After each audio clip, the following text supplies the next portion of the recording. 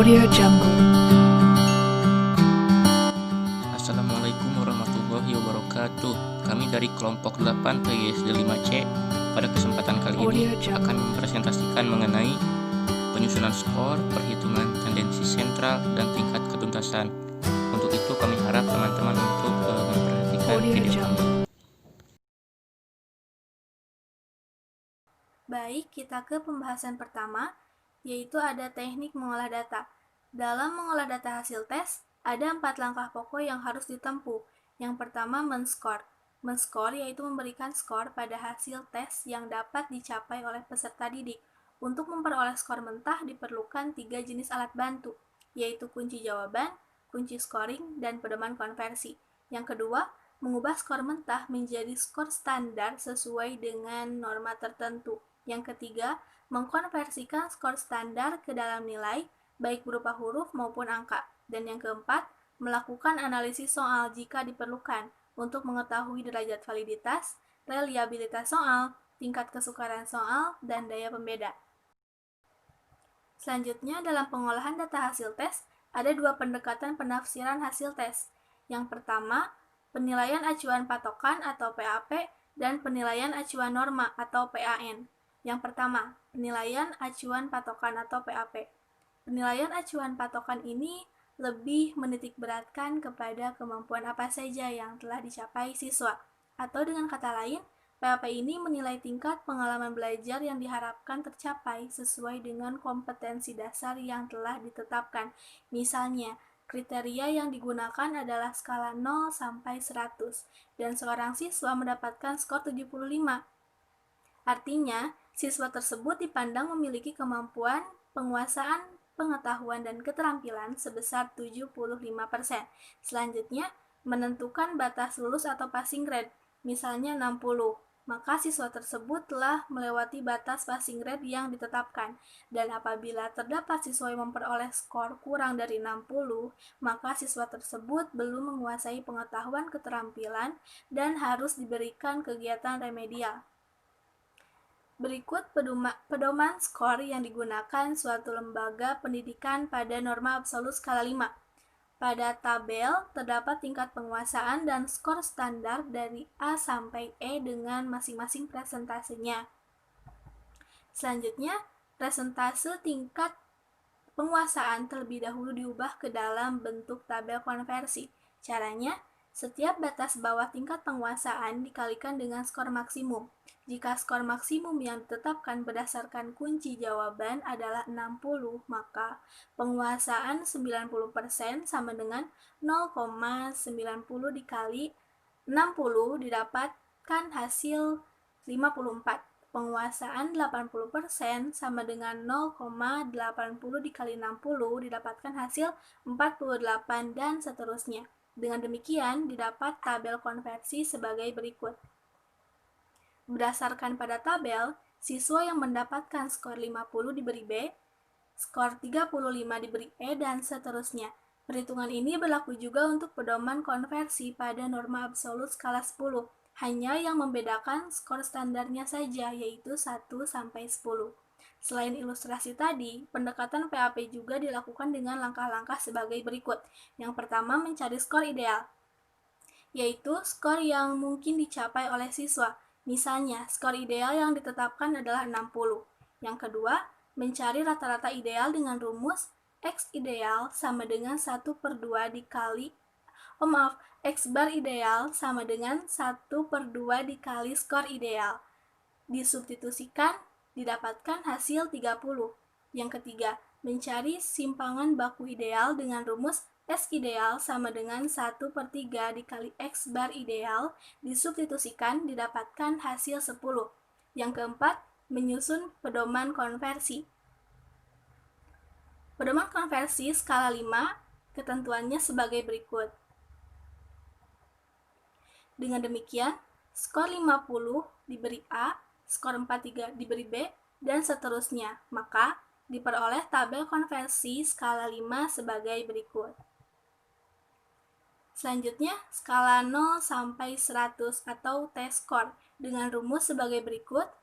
Contohnya, diketahui siswa A memperoleh skor mentah 60, rata-rata 40, dan simpangan bakunya 13,33. Maka disubstitusikan ke dalam rumus diperoleh 65. Selanjutnya, Z-score. Z-score adalah suatu ukuran yang menunjukkan berapa besarnya simpangan baku siswa berada di bawah atau di atas rata-rata dalam kelompok atau kelasnya. Rumusnya sebagai berikut. Contohnya, diketahui siswa A memperoleh skor mentah 60, rata-rata 40, dan simpangan baku 13,33. Maka disubstitusikan ke dalam rumus diperoleh 1,50. Yang terakhir, peringkat atau ranking. Langkah dalam menyusun peringkat yaitu dengan mengurutkan skor dari yang terbesar sampai yang terkecil. Skor terbesar diberikan peringkat 1. Begitupun seterusnya sampai skor terkecil. Skor yang sama harus diberi peringkat yang sama pula. Contohnya, diketahui 5 orang siswa memperoleh skor di mata pelajaran IPA sebagai berikut. Pada tabel sudah disusun dari skor terbesar sampai skor terkecil. Peringkat 2,5 untuk skor 35 diperoleh dari 2 ditambah 3 dibagi 2 diperoleh hasil 2,5.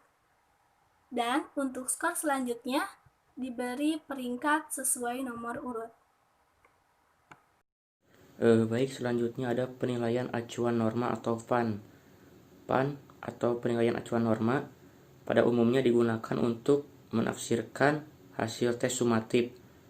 Dalam penilaian ini, angka peserta didik ditentukan dengan cara membandingkan hasil belajar seorang siswa dengan siswa lainnya dalam satu kelompok atau kelas. Siswa dikelompokkan berdasarkan jenjang hasil belajar agar dapat diketahui kedudukan seseorang siswa dengan siswa lainnya. Penilaian ini pun bertujuan untuk membedakan siswa atas kelompok-kelompok tingkat kemampuan. PAN biasanya digunakan pada akhir unit pembelajaran untuk menentukan tingkat hasil belajar siswa. Pedoman konversi yang digunakan dalam pendekatan PAN sama dengan pendekatan PAP yang tadi telah dijelaskan oleh Saudara Kania. Perbedaannya hanya dalam menghitung rata-rata dan simpangan baku. Dalam pendekatan PAN, rata-rata dan simpangan baku dihitung dengan rumus statistik sesuai dengan skor mentah yang diperoleh oleh siswa. Berikut ini adalah langkah-langkah pengolahannya. Yang pertama, mencari skor mentah setiap siswa. Kemudian yang kedua, menghitung rata-rata X bar aktual dengan rumus X bar aktual sama dengan MD ditambah sigma FD per SN dikali I. Dengan keterangan MD itu merupakan min duga, F frekuensi, D defisiasi, FD frekuensi kali defisiasi, N jumlah sampel, dan I interval. Kemudian yang langkah ketiga, menghitung simpangan baku atau S aktual dengan rumus S sama dengan I N kali sigma FD kuadrat dikurang sigma FD kuadrat di luar kurung dibagi per N dalam kurung dikali N kurang 1. Nah, yang seterusnya, yang keempat, menentukan pedoman konversi. Ini ada contoh kasus dari 52 siswa mengikuti ujian akhir semester mata pelajaran Bahasa Indonesia dengan skor sebagai berikut. Nah, ini adalah skor hasil ujian siswa semester ujian akhir semester mata pelajaran Bahasa Indonesia. Berikut langkah-langkah penyelesaiannya. Yang pertama itu, setelah ada data, kemudian kita susun terlebih dahulu skor dari yang terkecil sampai yang terbesar. Nah, setelah disusun data tersebut, kemudian buatlah tabel distribusi frekuensi, yaitu dengan cara mengelompokkan data sesuai dengan kelas interval. Berikut langkah-langkahnya. Yang pertama ada mencari rentang atau range, yaitu skor terbesar dikurangi dengan skor terkecil. Jadi dari data tersebut kita cari skor terbesar atau X max dikurang X min. Dari data tersebut diperoleh skor terbesar 50 dan terkecil 17. Jadi 50 kurang 17 sama dengan 33. Jadi rentangnya sama dengan 33. Kemudian kita mencari yang selanjutnya mencari banyak kelas interval. Banyak kelas rumusnya itu 1 ditambah 3,3 log kali n. 1 ditambah, kita bisa lihat ini dari data banyak kelas, 1 ditambah 3,3 log 52 karena n-nya itu ada 52. Nah, jadi diperoleh 1 tambah 3,3 dikali 1.700 1,71660. Jadi diperoleh 1 ditambah 5,6628. Nah, diperolehlah 6,6628. Di sini dibulatkan ke atas atau ada hukum upper ceiling, dibulatkan ke atas, yang tadinya 6,6628 jadi 7. Kemudian untuk yang selanjutnya, yang ketiga atau C, mencari interval kelas, yaitu dengan rumus I itu adalah interval sama dengan rentang per banyak kelas. Rentangnya 33, kemudian banyak kelasnya tadi 6,6628, yang kemudian sama dengan hasilnya itu 33 dibagi 6,6628 sama dengan 4,9529. Nah, dibulatkan ke atas menjadi 5. Ya, dan inilah hasil tabel distribusi frekuensi skor bahasa Indonesia kelas interval dan skor. Bisa dilihat ya teman-teman ya. Kemudian yang kedua itu untuk menghitung rata-rata aktual dan simpangan baku aktual. Nah, bisa dilihat sendiri, ini ada tabelnya. Kemudian untuk rumusnya rata-rata aktual itu X bar, dilambangkan X bar sama dengan MD ditambah sigma FD per N dikali I. MD itu tadi ya min duga, kemudian ditambah sigma FD berarti frekuensi dikali defisiasi per N itu jumlah ya, jumlah datanya, kemudian dikali I interval. Nah, maka tinggal kita substitusikan, MD-nya 34 ditambah sigma FD-nya 4 per 52 dikali 5. Nah, ini hasilnya 34,38. Kemudian yang selanjutnya untuk menghitung S. Nah, S itu simpangan baku aktual dilambangkan dengan S. Rumusnya sama dengan interval atau I N dikali dikali sigma FD dikuadratkan dikurang sigma FD dikuadratkan di luar kurung per N dikali N kurang 1. Nah, bisa dilihat sendiri ini hasil substitusinya ya, dan memperoleh hasil 8,79. Kemudian yang ketiga, menyusun pedoman konversi skala 5. Nah, jadi pada penyusunan pedoman konversi skala 5 ini, jika skor 40 maka menghasilkan nilai B, skor 30 sama dengan C, dan seterusnya. Bisa dilihat sendiri ya teman-teman dari data di atas. Kemudian untuk skala 10 juga ini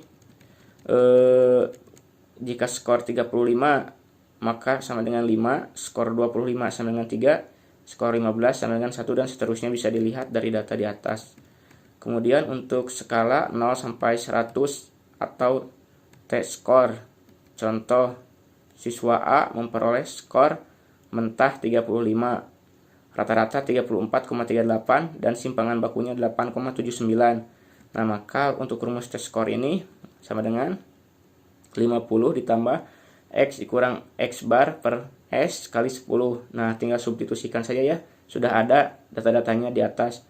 50 tambah 35 kurang 34,38 per 8,79 kali 10. Nah, hasilnya 50,71. Kemudian yang terakhir, yang D atau Z-score.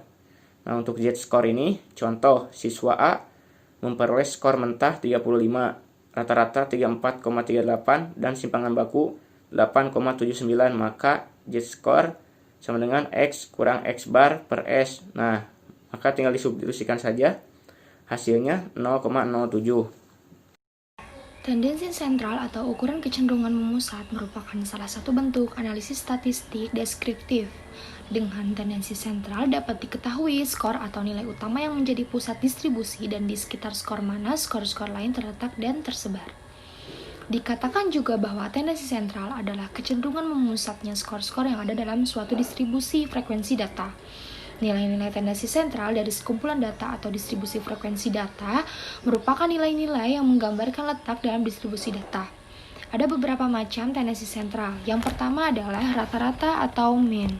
Rata-rata atau mean adalah jumlah seluruh skor distribusi frekuensi dibagi dengan banyak data.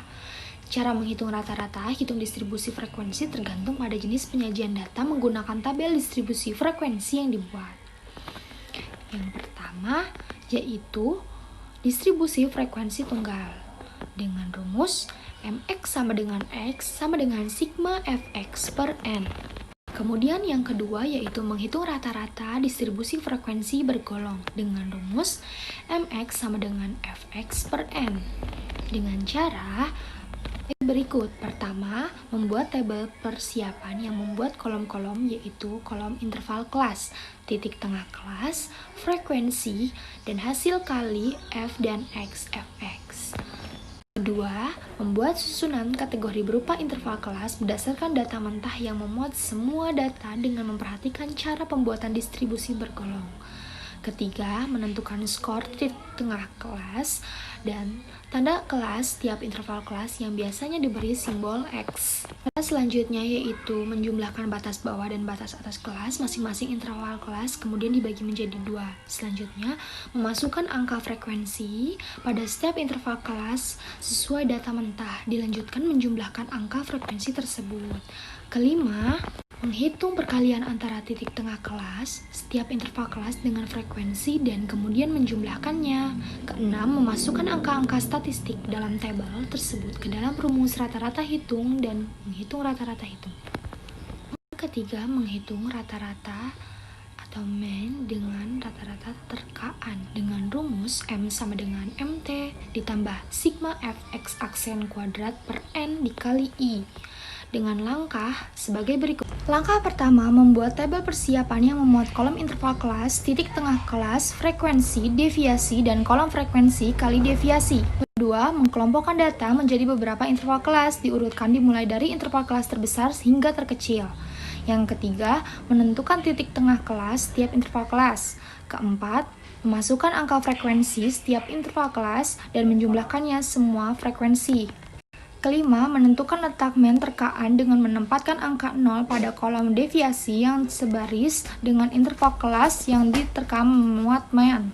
Kemudian, menuliskan deviasi-deviasi atau besarnya penyimpangan dari angka rata-rata setiap interval kelas. Deviasi di atas diberi tanda plus, dimulai dari angka 1 ke atas dan seterusnya, dan deviasi di bawah mean diberi tanda minus. Keenam, menghitung hasil perkalian frekuensi dan deviasi masing-masing interval kelas dan kemudian menjumlahkannya. Tendensi sentral selanjutnya yaitu skor tengah atau median. Skor tengah distribusi frekuensi adalah skor yang membatasi 50% bagian atas dan 50% bagian bawah suatu distribusi frekuensi atau skor yang terletak tepat di tengah suatu distribusi. Untuk menghitung skor tengah distribusi frekuensi tunggal, dirumuskan dengan jumlah kasus N ditambah 1 dibagi 2. Kemudian, selanjutnya yaitu untuk menghitung skor tengah median distribusi frekuensi bergolong dilakukan menggunakan rumus ME sama dengan BB plus 1/2N dikurang CFB per FD dikali I. Tendensi sentral selanjutnya yaitu modus. Modus adalah skor dalam suatu distribusi frekuensi yang memiliki frekuensi paling banyak atau sering kali muncul. Selanjutnya yang terakhir yaitu menghitung distribusi frekuensi bergolong. Untuk menghitung modus suatu distribusi frekuensi bergolong digunakan rumus MO sama dengan BB plus FMO dikurang FB per FMO dikurang FB ditambah FA dikali I. Kriteria ketuntasan minimal. Menurut Kusnandar, kriteria ketuntasan minimal adalah kriteria ketuntasan belajar yang ditentukan oleh satuan pendidikan pada awal tahun pembelajaran dengan memperhatikan intake, kompleksitas, dan daya dukung. Landasan penetapan KKM berdasarkan Permendikbud Nomor 23 Tahun 2016 Pasal 1 tentang Standar Penilaian. Selanjutnya fungsi KKM. Yang pertama, 1. Acuan bagi guru dalam menilai kompetensi siswa sesuai kompetensi dasar mata pelajaran yang diikuti. 2. Acuan untuk peserta didik dalam menyiapkan mengikuti penilaian mata pelajaran. 3. Dapat digunakan sebagai bagian dari komponen dalam melakukan evaluasi pembelajaran yang dilakukan di sekolah. 4. KKM merupakan kontrak pedagogik antara guru dengan siswa dan satuan pendidikan dengan masyarakat. 5. KKM merupakan target satuan pendidikan dalam pencapaian kompetensi tiap mata pelajaran. Penetapan KKM. Langkah-langkah penetapan KKM. 1. Menetapkan KKM untuk setiap indikator. 2. Menetapkan KKM untuk setiap kompetensi dasar. 3. Menetapkan KKM untuk setiap standar kompetensi. Yang keempat, menetapkan KKM untuk setiap mata pelajaran. Yang kelima, hasil dari penetapan oleh guru atau MGMP kemudian disahkan oleh kepala sekolah untuk dijadikan patokan penilaian.